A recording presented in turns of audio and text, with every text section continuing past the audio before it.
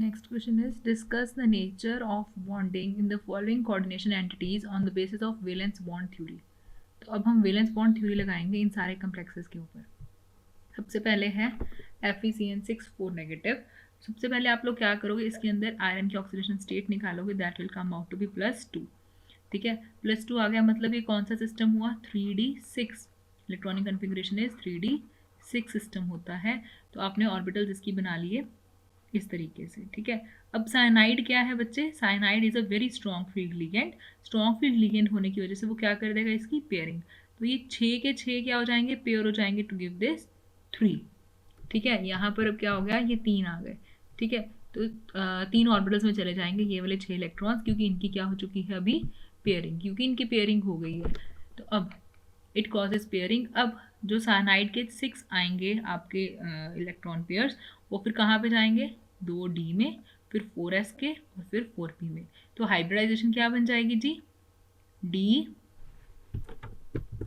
It will be d2sp3। Hybridisation is d2sp3।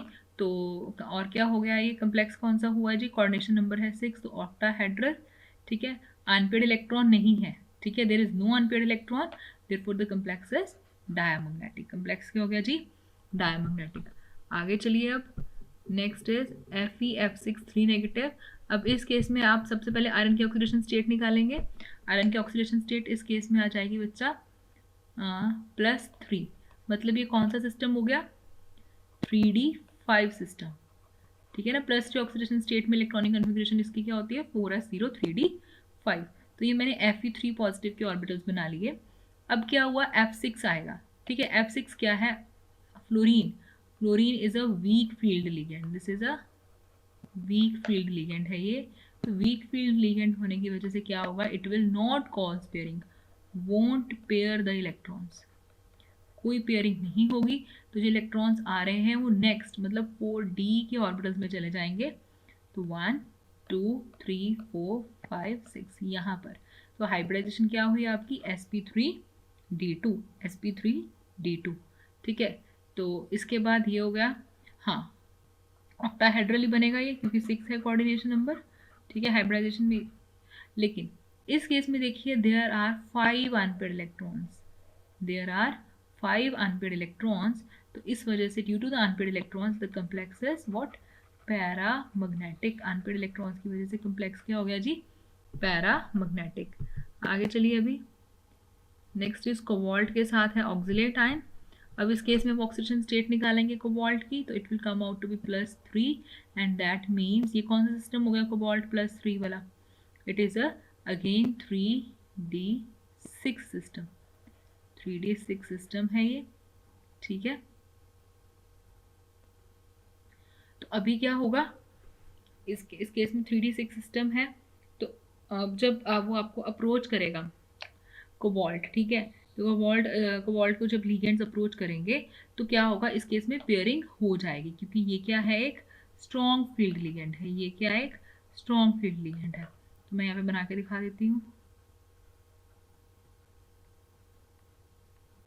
तो pairing हो गई, तो जो 6 के 6 इलेक्ट्रॉन्स हैं वो पहली 3 ऑर्बिटल्स में इस तरीके से आ जाएंगे। ठीक है, और बाकी की सारी जो है वो एम्प्टी हो जाएंगी इस तरह से। तो जब ऑक्सिलेट के आयंस आएंगे, देखिए ये बाइडेंडेट है, 3 है, तो इसका मतलब 6 इलेक्ट्रॉन पेयर्स आएंगे, 1 2 3 4 5 and 6. This was actually 3d, this is 4s and this is 4p. तो आपकी हाइब्रिडाइजेशन अगेन क्या हो जाएगी, d2sp3। ठीक है, और सारे के सारे अगर इलेक्ट्रॉन्स पेयर हो गए हैं तो कोई अनपेड इलेक्ट्रॉन नहीं है, therefore the complex is diamagnetic. Complex is diamagnetic. ये चीज क्लियर हुई। नेक्स्ट है अभी कोबाल्ट का, अगेन क्लोरीन के साथ। इस केस में ऑक्सीडेशन स्टेट अगेन 3 पॉजिटिव आ जाएगी, लेकिन बस फर्क क्या है कि पिछले केस में यहाँ पे ऑक्सिलेट जो था वो स्ट्रॉन्ग फील्ड लिगेंड था, जो फ्लोरीन है हमने पहले भी किया है, ये स्ट्रॉन्ग फील्ड लिगेंड नहीं है, ये पेयरिंग उसकी नहीं करेगा। तो जो है नेक्स्ट वाली मतलब आउटर स्पिन कॉम्प्लेक्स बनेगा, 4d के orbitals they will be involve in hybridisation. तो हाइब्रिडाइजेशन क्या बनेगी, sp3 D2 hybridisation will be sp3 D2। Compound की ज्योमेट्री क्या हो जाएगी, ऑक्टाहेड्रल, क्योंकि यहाँ पर क्या है अब अनपेड इलेक्ट्रॉन्स है, क्योंकि यहाँ पर क्या है अनपेड इलेक्ट्रॉन्स, तो जो कम्प्लेक्स है वो और क्या हो जाएगा जी, पैरामैग्नेटिक, और क्या हो जाएगा वो पैरामैग्नेटिक।